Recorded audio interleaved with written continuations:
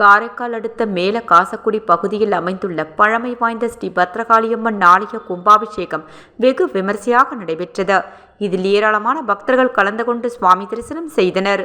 காரைக்கால் மாவட்டம் மேல காசக்குடி பகுதியில் அமைந்துள்ள ஸ்ரீ பத்ரகாளியம்மன் அம்மன் ஆலயத்தில் கும்பாபிஷேகம் நடத்த திட்டமிடப்பட்டு அதற்கான பூர்வாக வேலைகள் கடந்த சில மாதங்களாக நடைபெற்று வந்தன.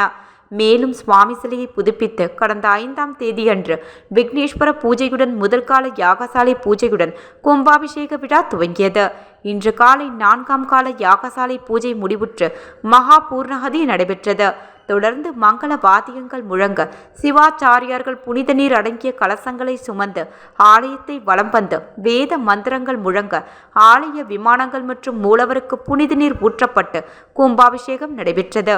கும்பாபிஷேக விழாவில் தொகுதியின் சட்டமன்ற உறுப்பினர் சந்திர பிரியங்கா உள்ளிட்ட ஏராளமான பக்தர்கள் கலந்து கொண்டு ஓம் சக்தி பராசக்தி என முழக்கமிட்டு சுவாமி தரிசனம் செய்து ஸ்ரீ பத்ரகாளி அம்மனை தரிசனம் செய்தனர்.